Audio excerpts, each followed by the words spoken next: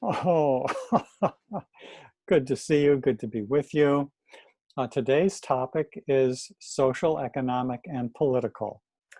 And please be patient with me as I now share my screen.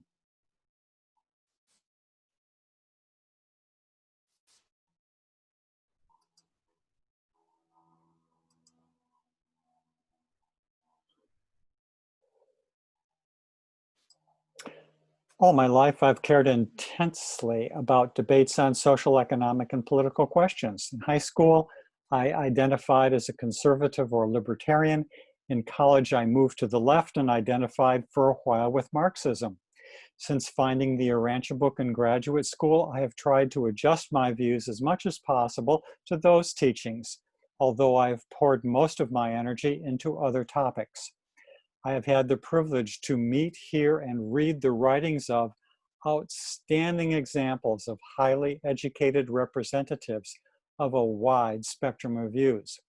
Relevant to some of these debates, I have taught entire university courses or units in courses. We live in a time of ideological one-sidedness. That virus infects some readers of the Urantia Book. There is a tendency to take one's own convictions, to find some supporting passages in the book, and to go forward in the conviction that one's own position represents the views of the distinguished superhuman authors of the fifth epical revelation. I'm sure I do this way more frequently than I have any knowledge of doing. Okay, my goals are, um, are two. First of all, peacemaking in these debates. That's my spiritual goal. And my second goal is quality of thinking. I first want to highlight the fairness of Thomas Aquinas and his method, which I describe in a paragraph on page 49 in my book, Living in Truth, Beauty, and Goodness. When thinking about a particular subject, Thomas Aquinas took into consideration ideas from the best philosophers and theologians he could find, ancient and contemporary. Uh, you know, he did his best to inform himself on all the positions. He organized his discussions of topics into a sequence of sharply focused questions. For each question, he created a short article, which began by listing the main objections that his historical and contemporary conversation partners could raise about the answer he was about to defend. Can you imagine that? The first thing he put down was the objections, the best objections he could get from the wisest people from all kinds of backgrounds, cultures, religions. Now, we can't do as well as Thomas Aquinas did, but we can take some steps in that direction, and it would transform our conversation if we did so. And then he would set forth his own view in a brief, clear, reasoned way. Finally, he showed how to handle objections to the previously stated objections. Can't say enough about this. Next, a must read on the question of race today.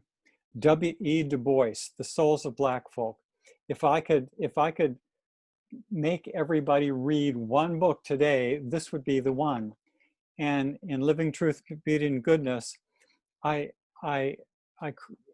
have a discussion of Du Bois on page 175 to 78. And footnote 47 there is essential that almost no one in the Urantia Book reader community knows, and it's just really, really important. Du Bois is a great soul, and he could lead us all forward.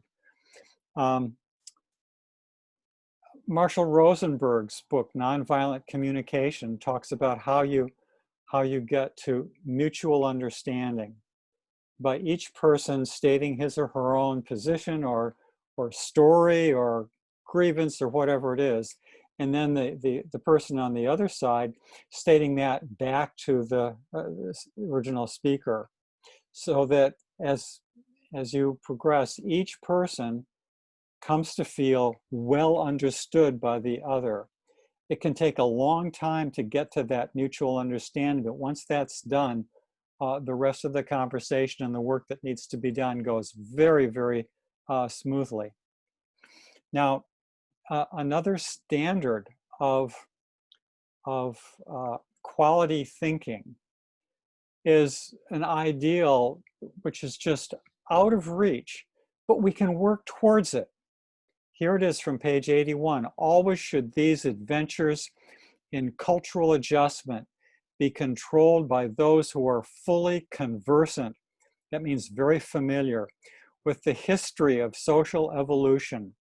And always should these innovators be counseled by the wisdom of those who have had practical experience in the domains of contemplated social or economic experiment. Okay, now preparing for this session with you, I read 21 papers making notes, and the papers I selected were on social, economic, and political topics. I had 4 pages when I was done. Each page had 2 columns.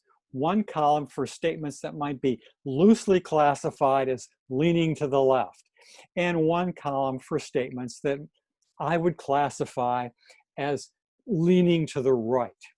It seems to me that it would be interesting for a study group to do this and then discuss why they classified things as they did. Classifications would differ, and I'm just sure of it. Now, here's a statement that I classified as both.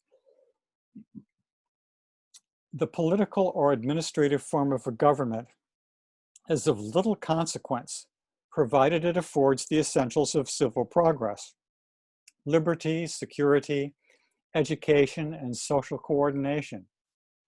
Now, in my personal experience, I have seen people that lean to the right speaking up more about liberty and security, call it defense or whatever you like, law and order. And I've seen people that I would roughly classify more as leaning to the left, in terms of spokespersons for the value of education and social coordination. Now, when we look at academic disciplines that deal with these topics, anthropology, for my recent study, I looked at paper 63 with Andon and Fanta and the Andonic race, and then evolutionary races of color. Look at the organization, well, forget the planetary prince's staff, I classify that with the topic of civilization below. So talk about races and sexes and the primitive beginnings of what's differentiated later on and more fall under anthropology. Now, with sociology, we realize that society at one point is said to be concerned with self-perpetuation, self-maintenance, self-gratification. Institutions are formal and informal. And in economics, there's talk in the Urantia book about industry, commerce, capital, property, capitalism, the evolution of competition, the profit motive, distribution of wealth. Political science, there's a lot of talk about government. The state, now don't confuse government and the state. The state is like France or the People's Republic of China or what have you. Then there's the concept of culture which arises. That's a separate concept, although where I paid attention to it a little bit on paper 68, section 6, it seemed to me that culture was a working synonym for for society in that particular context. And then you've got civilization. Paper 50, section 5 talks about progressive civilization. Paper 52 is planetary mortal epochs. Then you've got this discussion of the planetary prince's staff and how that's organized, very important to help us understand the concept of civilization. And last in my list was paper 114 on seraphic planetary government. My overall conclusion is that cooperation in evolution requires a wise combination of realism and idealism. Persons that lean to the right often represent realism. Whether they do so well or badly is another matter. And persons that lean to the left often represent idealism, whether they do it well or badly. The Urantia book helps these groups understand each other, to be at peace spiritually, and to cooperate if the need and opportunity arise. So I've got just a little bit more time to spend with you and look into my camera instead of at my text, and let you look into a face instead of a text, and just say how much I appreciate the quality of your thinking, whatever level you've achieved in your knowledge of the Urantia book, to whatever extent you've advanced in your study of the Urantia book. And I hope that this presentation was helpful. And if you come to the website, urantiabookprojects.org, we can converse about things a bit more. So, good day.